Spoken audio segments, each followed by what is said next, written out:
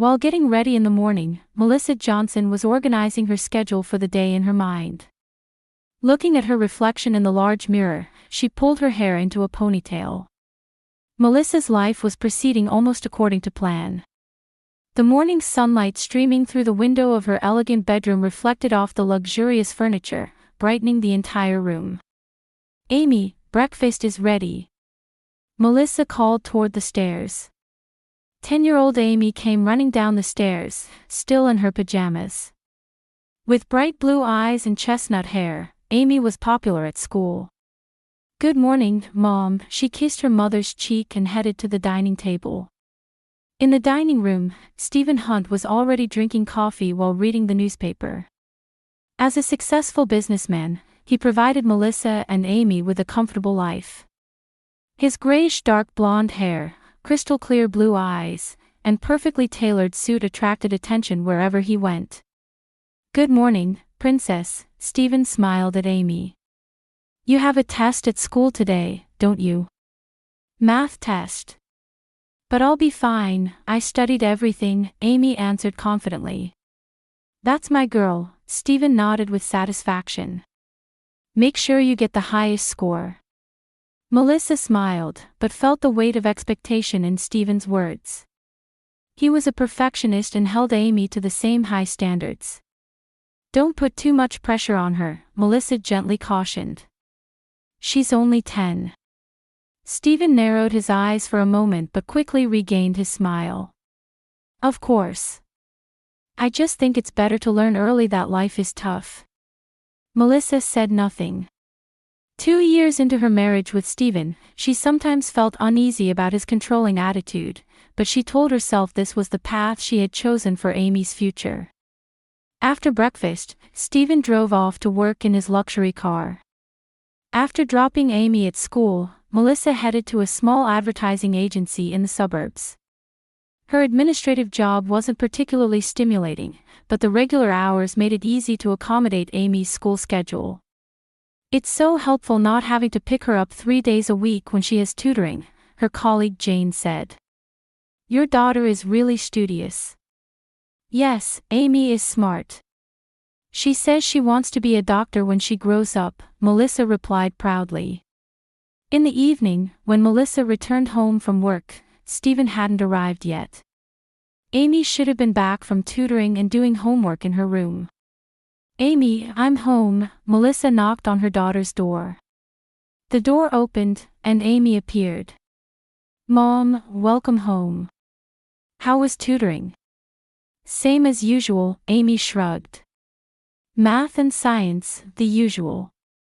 Melissa kissed Amy's forehead. "I'll make dinner.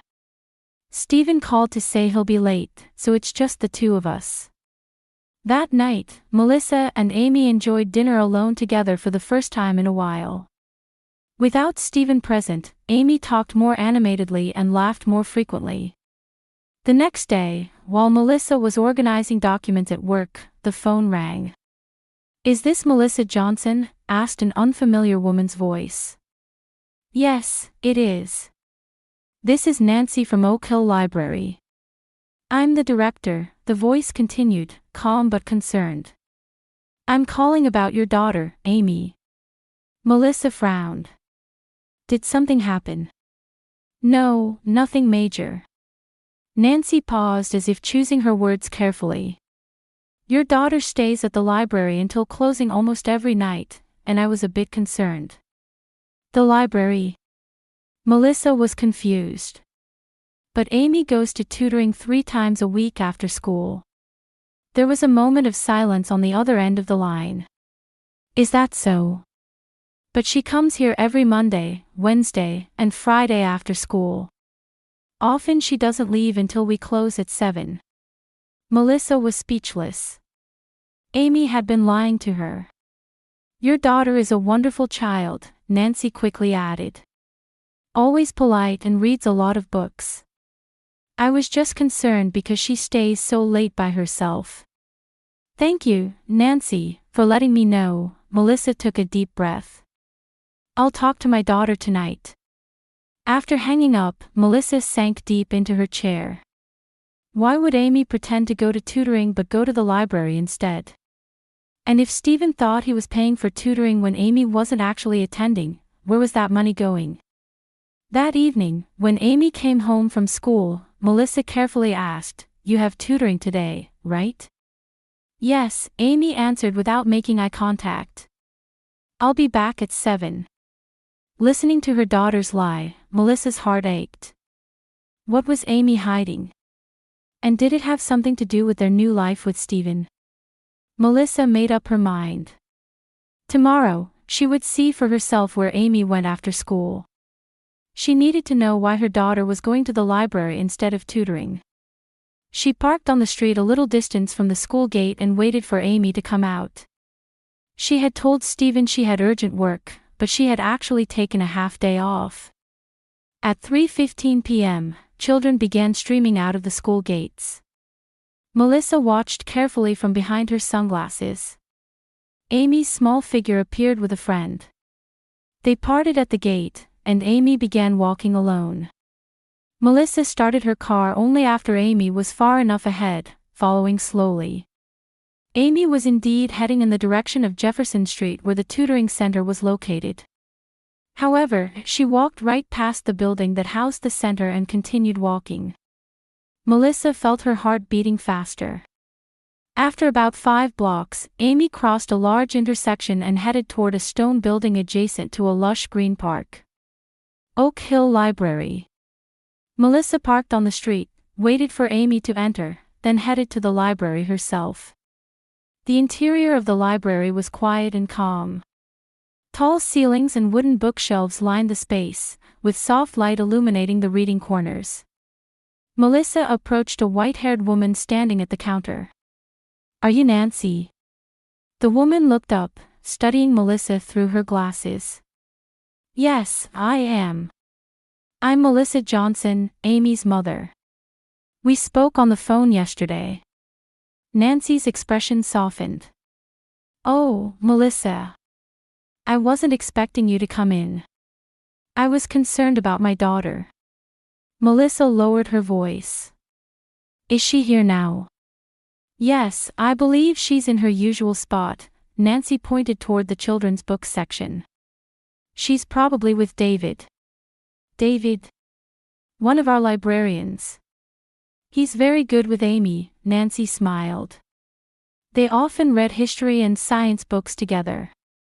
He's very knowledgeable and popular with the children." Melissa thanked her, feeling uneasy, and headed toward the children's section. As she made her way between the bookshelves, she heard Amy's voice. "So how is an electron microscope different from a regular microscope?" "An electron microscope uses electrons instead of light," a male voice answered. "That's why it can see much smaller things. You can see tiny structures inside cells." Melissa moved toward the voices and found a large round table. Amy was sitting there, and across from her was a man. With brown hair, a kind smile, and neat clothing, he was pointing to an open science book as he explained something to Amy. The two were so engrossed in their conversation that they didn't notice Melissa. She stood in the shadow of a nearby bookshelf, observing them. Amy's eyes were shining.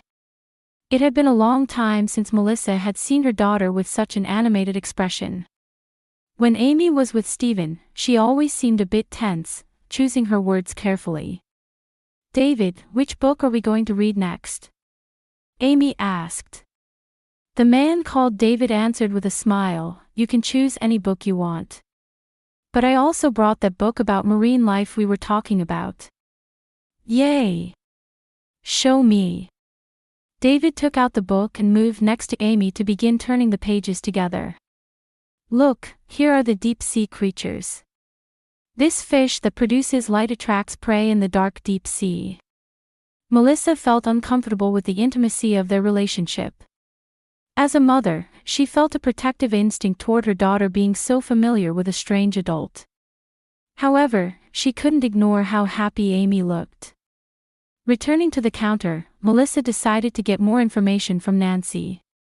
"How long has David been working here?" "Oh, David Fisher.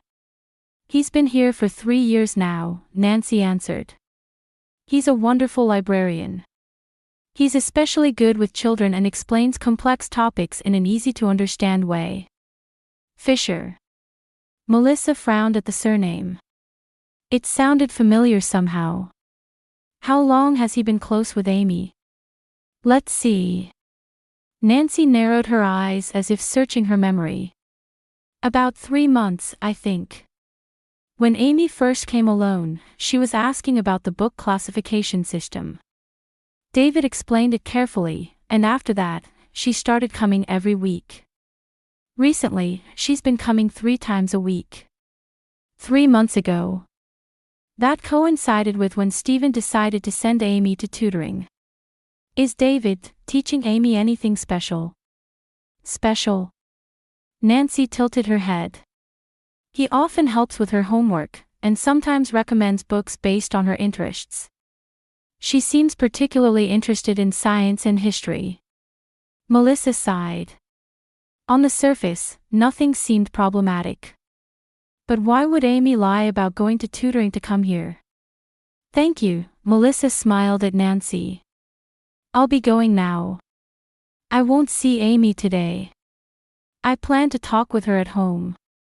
On the way home, Melissa's head was filled with questions. As she prepared dinner, she was thinking about how to bring it up when Stephen returned home. I'm back, Stephen's voice came from the entrance. Welcome home, Melissa answered from the kitchen. Stephen came into the kitchen and kissed Melissa on the cheek. How was your day? We need to talk, Melissa chose her words carefully. About Amy. What's wrong? Problems at school? No, not school. Melissa took a deep breath. Amy hasn't been going to tutoring. She's been going to the library. Stephen's expression changed instantly. What? We're paying good money for that tutoring. Yes, that's why I think we need to discuss it. Discuss. Stephen's voice turned cold. This is just a child's rebellion. She needs proper discipline. But shouldn't we first find out her reasons? Reasons? Stephen snorted. Asking a child for reasons is just coddling. My father was strict, and that's why I succeeded. If Amy is going to succeed in the future, she needs to learn discipline now. Melissa noticed the anger rising in Stephen's eyes. She felt an impulse to step back from where he stood. I'll talk to her, Stephen declared. Tonight, when she gets back. Melissa felt her stomach knot. She had been worried about Stephen's methods of discipline before. He never raised a hand, but his cold, controlling words could sometimes hurt more than violence. I will talk to her, Melissa said firmly. As her mother, I should hear her out first. Stephen stared at Melissa for a long time, then shrugged. Have it your way. But no more coddling. Promise me. I promise. But in her heart, Melissa was resolute. She needed to know what was happening and why Amy was going to the library and spending time with that man. She decided to go back to the library tomorrow. And this time, she intended to speak directly with this David Fisher. The next day, Melissa told Amy, Mom will be a little late from work today, so just do what you normally do, before heading to work. But in reality, she slipped out of the workplace at 3 p.m. and headed to the library a little earlier than the day before. As she pushed open the heavy doors of Oak Hill Library, Melissa's heart was pounding. Unlike yesterday, today she had a plan. First, she would enter the library quietly without greeting Nancy, and wait near where Amy usually sat. The library was slightly busy with after-school children. Melissa hid in the adult literature section, securing a position where she could see the children's corner. A large stone pillar concealed her presence. Soon, Amy's figure appeared at the entrance. Wearing her usual navy backpack, she entered with a slightly tired expression. Melissa held her breath, praying her daughter wouldn't notice her. Amy went straight to the children's corner and placed her belongings on the usual round table. She looked around as if searching for something. Then, her face lit up with a smile. David Fisher was approaching from the bookshelves. "Hey, Amy. You came today too." David's voice was gentle, clearly audible to Melissa. "Hello, David," Amy replied happily. "Will you show me the ocean book again today?" "Of course. But before that, I have something I want to show you." David took something out of his bag. It looked like a small album.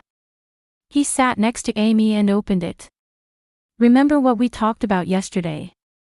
David began in a quiet voice. "About your father." Melissa froze at those words. Amy's father. Why would this librarian know about her first husband, Robert Fisher?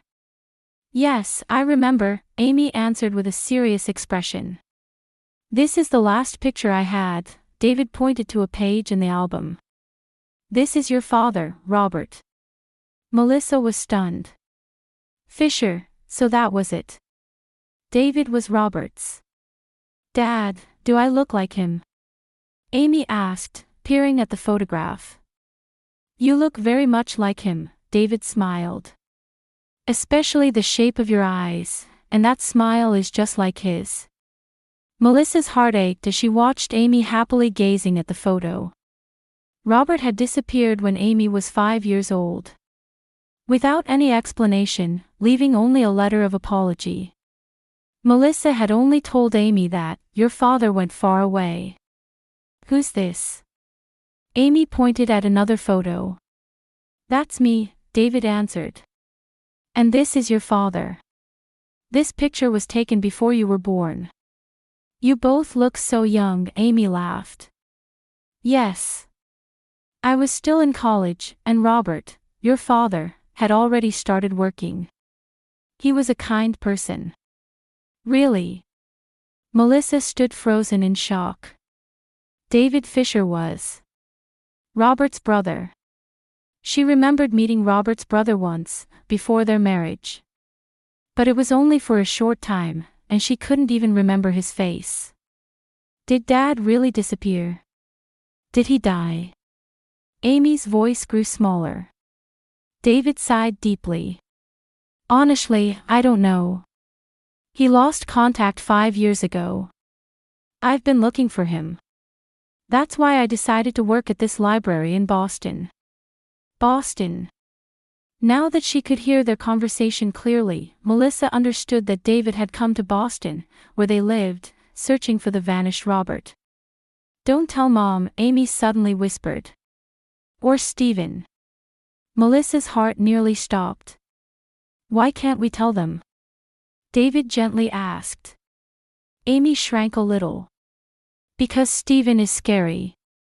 If I talk about my real dad, he gets really angry." "Scary?"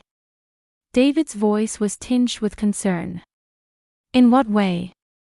Amy looked around, then continued in a small voice, "When I get a B, he says, you should be able to do better. If I say something wrong, he says, are you stupid?"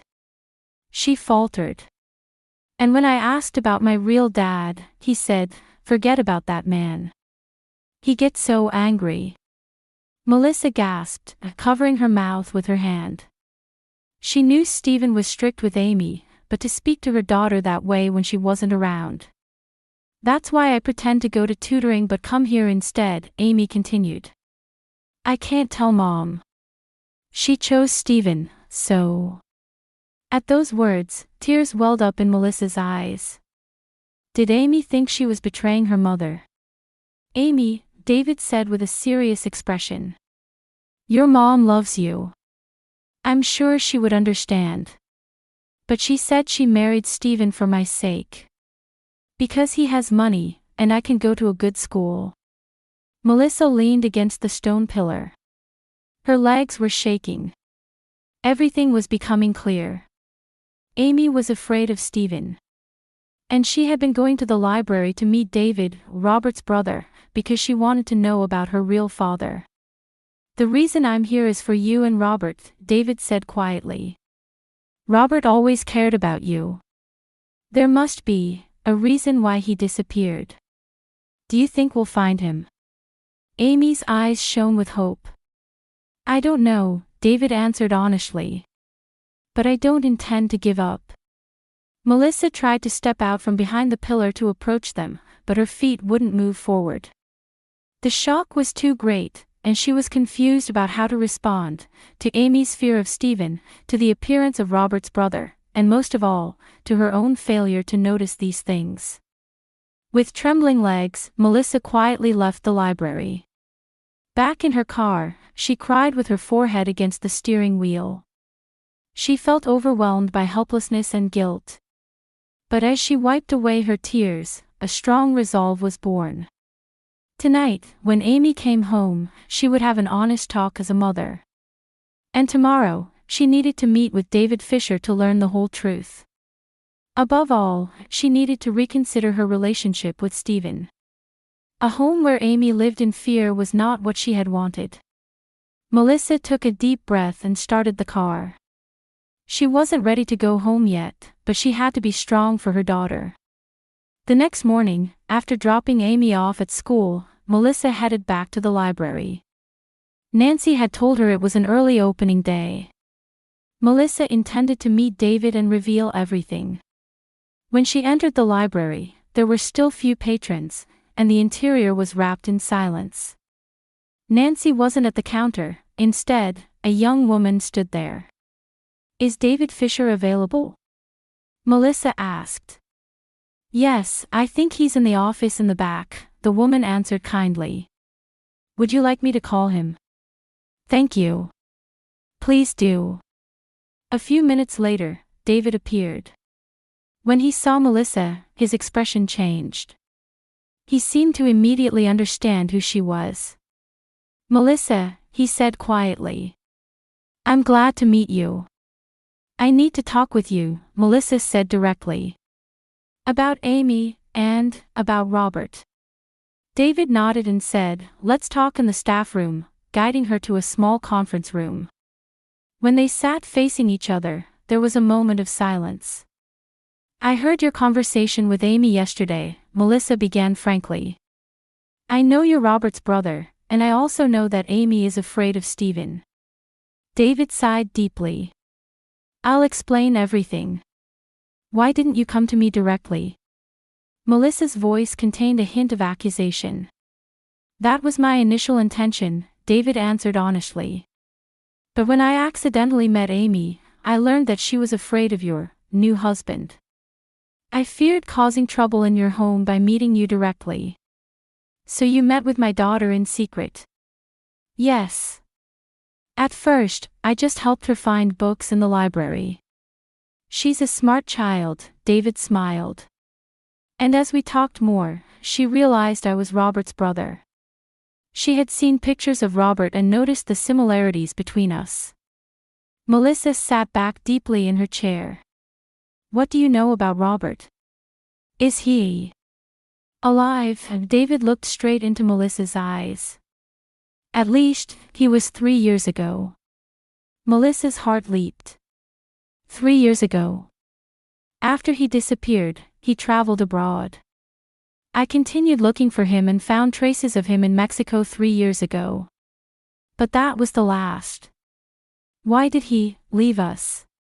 The question she had harbored for years finally escaped her lips. David shook his head apologetically. "I don't fully understand. He had problems. He seemed to believe he wasn't worthy of supporting a family. And from his desire not to cause trouble for you and Amy." "What a foolish man," Melissa said, fighting back tears.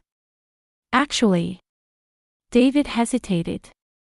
"Shortly before Robert disappeared, he told me, if anything happens to me, please protect Melissa and Amy. So you sought us out." "Yes. I came to Boston and started working at the library. The librarian profession is well suited for gathering information," David smiled wryly. "But when I learned you had married Stephen Hunt, I wasn't sure how to approach you. And then by chance, Amy came to the library. Is what Amy said about Stephen true?" Melissa asked fearfully. David's face clouded over. Yes. Amy is emotionally cornered. Stephen doesn't seem to use direct violence, but he uses words that damage her self-esteem. He demands too much perfection. Guilt spread through Melissa's chest. She knew the relationship between Amy and her new father was awkward, but she hadn't realized it was this serious. I'll talk with Stephen tonight, Melissa said with determination in her voice. And if necessary, I will support you, David said seriously. For Amy's sake too. After a moment's hesitation, Melissa made a decision. David, could you come to our house tonight? At 7. Let's talk together with Amy and Stephen.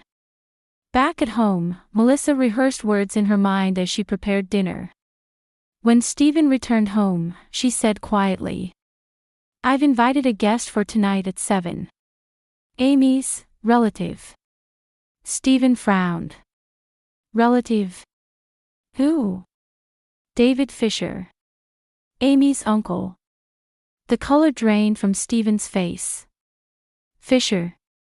That good-for-nothings. Stephen, Melissa interrupted him. I went to the library. I know Amy is afraid of Stephen. A tense atmosphere filled the room. Stephen, trying to control his anger, said in a low voice, I'm just being strict for her own good. The world isn't kind. There's a difference between strictness and hurting someone, Melissa said firmly. Dinner proceeded in silence. Amy, sensing the tension between the adults, hardly spoke. At exactly 7 o'clock, the doorbell rang. When Melissa opened the door, David was standing there.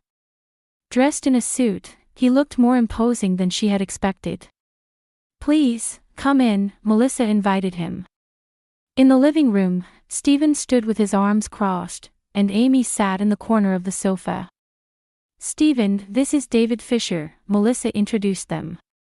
Nice to meet you, Mr. Hunt, David said politely. What do you want? Stephen asked coldly. I'm Robert's brother, David answered directly.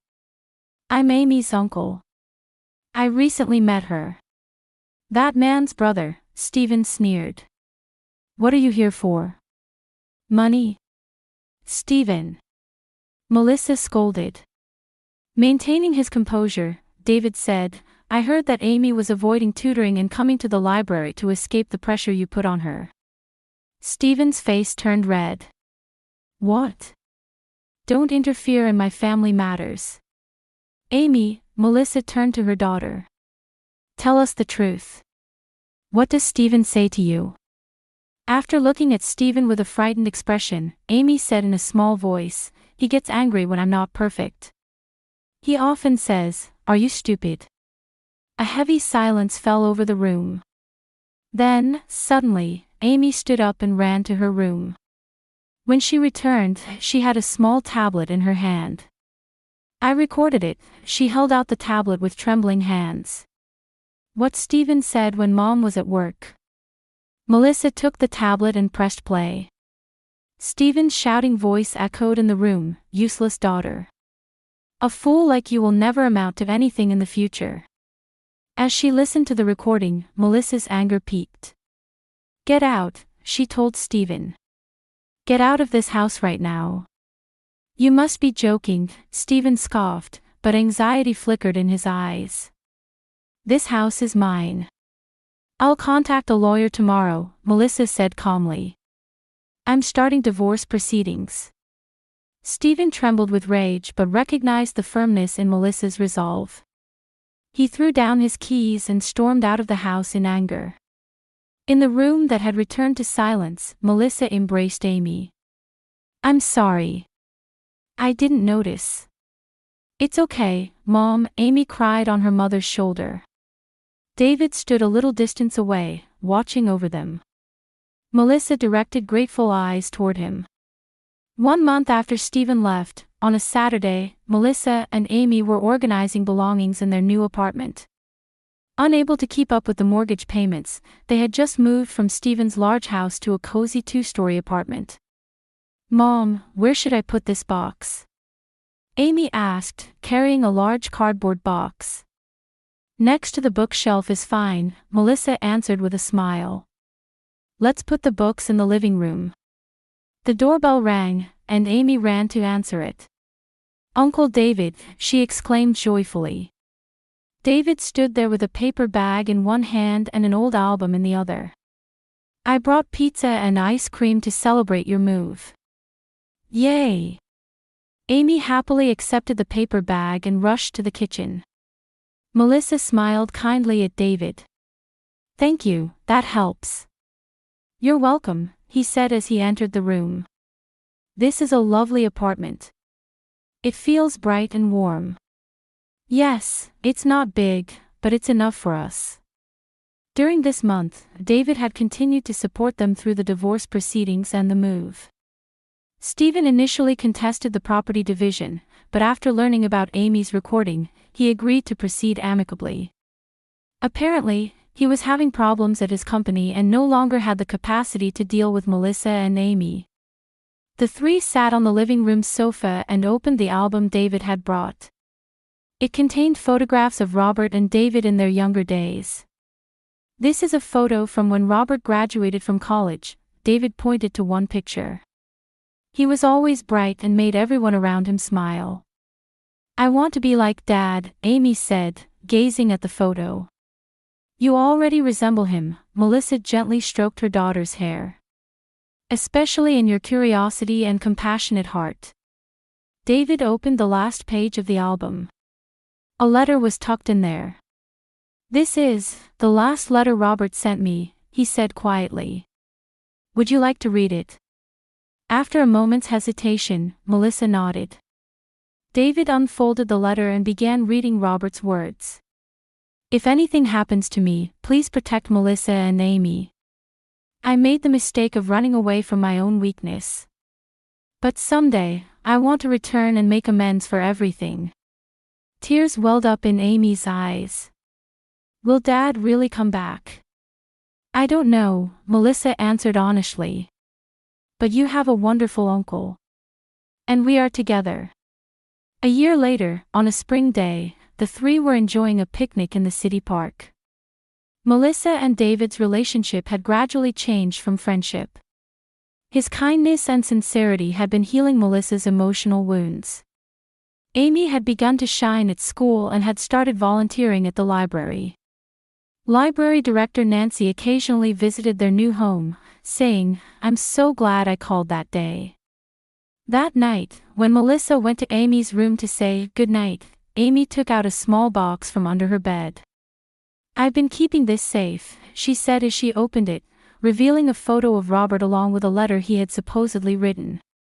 It contained a promise, I will definitely return someday. Melissa and Amy embraced, looking out the window. A full moon shone in the night sky. Somewhere, Robert might be looking at the same moon. What do you think family is? Amy suddenly asked. It's not just blood ties, Melissa smiled. It's cherishing and protecting each other. That's what real family is. From the living room, David gently watched the two standing by the window. Their new story had only just begun.